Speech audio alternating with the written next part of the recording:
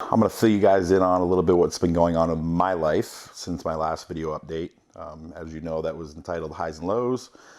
I had a lot of great shit happen in my life, and I had a lot of shitty shit happen in my life at the same time. So here we are. That was in July, so we're June, so we're December now. So 6 months, 8 months, 7 months away. So professionally, let's just kick that off. My last video, I just started training Tyson. And if you guys paid attention, Tyson made his big comeback last week. It was an absolutely amazing experience. Getting to know Mike was probably one of the coolest experiences I've ever had in my entire life. You know, it wasn't about being around Mike Tyson, the fighter, the icon, you know, literally one of the most iconic figures in the entire world. It was getting to know Mike Tyson as a human being. You know, honestly, one of the deepest intellectual people that I've come across. You know, you hear Mike talk and he can't really express his words that well, but the meaning behind things and his intelligence level is just what absolutely blew me away. There was, like, Mike is a history buff. He's a buff about conquerors and warriors and trying to figure out the human condition and what drives people to be the way they are. As you guys know, Mike's dealt with his fair share of internal battles, and he's constantly trying to better himself to be a better human being. So it's been an amazing experience being around Mike, getting to know Mike, becoming buddies with him, you know, more than anything. It's the coolest thing in the world. So the fight, I mean, shit, he shocked everybody. You know, that was the biggest complaint about Mike was if he came back that he couldn't make it, you know, 8 rounds. And he made 8 rounds, and he had plenty of gas in him, and he was out working Roy. You know, Roy just tied him up the entire time. I think Mike could have got a knockout on him if he could actually get some rhythm. But every time Mike went in on an offensive move, Roy would just tie him up.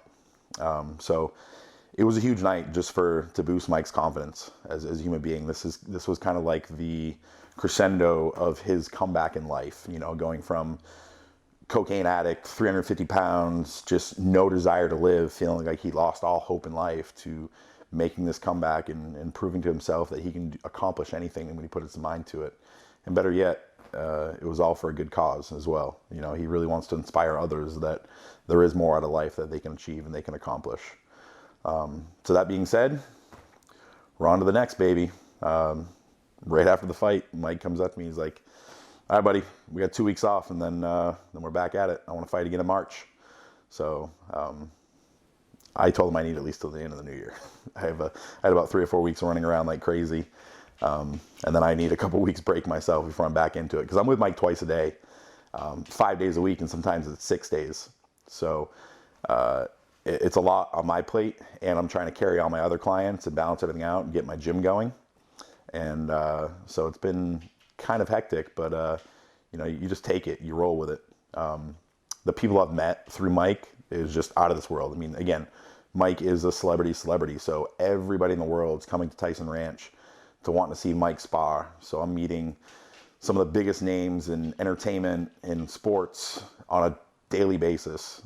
You know, I've done demos and worked on so many high profile athletes from the MMA world, boxing, you name it. It's been an awesome experience just to meet all these new people and open their eyes to the newbie. So yeah, I'm excited to see what the future holds for this. I think Mike has about one more warm-up fight in him, and depending on how he does, he really wants to try to take down some of these big heavyweight guys. You know, these younger guys, the Anthony Joshuas, the Tyson Furies, the Deontay Wilders. He wants to throw his hat in the ring with those guys, and I 100% believe Mike can do it. Physically, he's just a specimen. So it's just keeping him injury-free, which is the most important thing, and that's where really I play the biggest role in all of this. You know, yes, I'm a strength and conditioning coach, but with a newbie, I'm able to keep Mike healthy and keep him moving.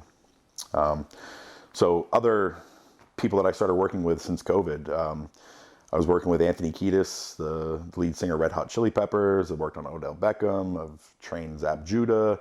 Like I said, so many people from being at Tyson Ranch, all these professional athletes that Mike's like, they got to get a demo in with you. So, but as far as like full-time clients, those are ones that I had pretty consistently throughout. Working with Chase Griffith, who's a UCLA quarterback, got his first 2 starts the last 2 weeks because their starting quarterback got hurt.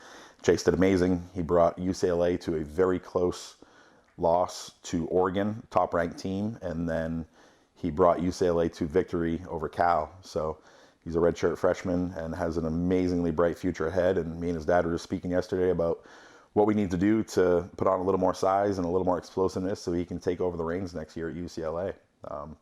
So, another amazing athlete that I have under my realm. And then you guys will see in another video, I've been training Dexter Jackson. As you guys don't, if you know bodybuilding, you know Dexter. Dexter is the winningest bodybuilder of all time. No, there's like a flag, yeah. Sorry. Okay. Dexter is the winningest bodybuilder of all time. He won the Olympia in 2008. He just turned 51 2 weeks ago. And so it's part of my geriatric team, I say I have. I have 54-year-old Mike making a comeback. I have 51-year-old Dexter, who's doing his last Olympia and looking as good as he has in years. And then I've got Tom Connolly, who you guys remember, the dentist, the high-profile dentist. He competes the end of this week at Masters USA's and has made some significant improvements. And he was so close winning his pro card last year. So, it's an exciting month for me as a coach to watch Mike with his comeback, watch Tom hopefully get his pro card, and watch Dexter step away in a blaze of glory. So that's what I got rolling down the pipeline there. For me, I retired from bodybuilding. It was one of those things that it was coming to an end soon anyway. I plan on retiring after this year. I wanted to get a couple more shows under my belt. But after the divorce, I just kind of realized that, hey, bodybuilding just kind of perpetuates those same behaviors that led me to this point. They just being so strict, so OCD about everything, so focused on accomplishing a goal and kind of forgetting about the here and now. So I took a step back. I said, no more competing. I still live the lifestyle, but I give myself flexibility. If I get invited to go out to dinner with people, I'm going to go. I'm going to go enjoy dinner. If COVID actually opens up, things open up and I get invited to go out for an evening, I'm going to go out instead of being like, oh no, I got to be up at 2:30 in the morning to go do my cardio. So I'm still going to eat 90% clean. I'm still going to train my ass off, but I'm going to allow myself to live and have those moments to live. So that was really the main purpose behind me retiring. And it was something I was going to do anyway when the business opens. To be a face of a life enhancement center, which is kind of the best terminology I've created for it. Walking around at 265 pounds, all bloated and off season, trying to make improvements, just doesn't sell health and wellness. So I planned on downsizing a little bit, focusing more on athletics. So I'm just kind of getting a kickstart on that right now. And, it's something I'm always going to do. I love training. I love eating clean. It's part of my life. But like I said, I can go that 90% and still enjoy life a hell of a lot more and enjoy the fruits of my labor that I've created.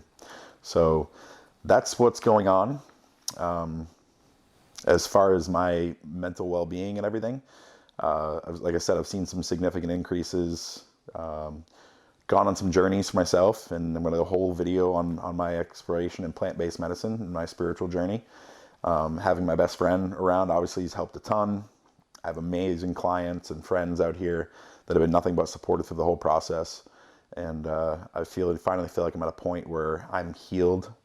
I moved on. I spent 10 years with a woman, and I love her as a human being.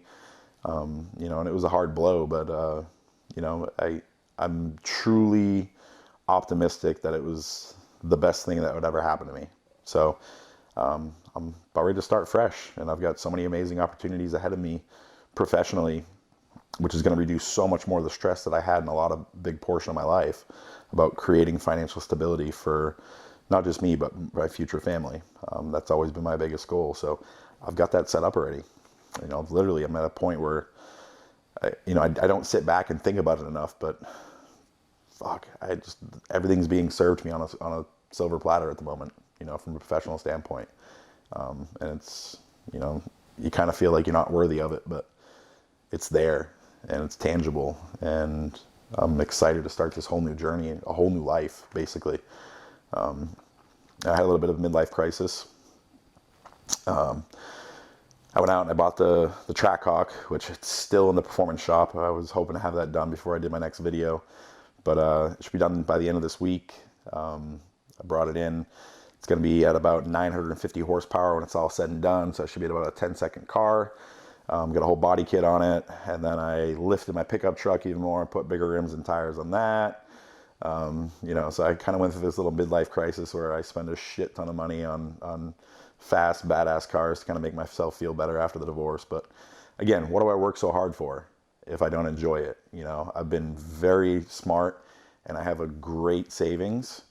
And if money just sits in the bank and you don't do anything with it and you don't enjoy it at all, what the fuck's the sense of having it? And that's kind of one of the things that I'm trying to break free from, because I was always a save type person. And, I've got a good savings, so why not treat myself? Why not go on vacation? Why not do some things for myself that I never would do? Because I'd be like, nope, got to save money, got to buy another house, got to do this, got to buy an investment property, which are all things that will happen, but it doesn't mean I can't spend a few $1,000s here and there to take care of myself and treat myself. And, it's part of this trying to love myself journey that I'm about to go down. So, but we'll get more back into that. And it's December. Jeez, what a fucking year, 2020. I mean, again, it'll probably go down as the best year of my life, easily. But man, there was a lot of heartache and a lot of stress that went along with this year. But I'm looking at the end of this tunnel and excited to see what the future is going to bring for me. So I'll keep you guys updated soon.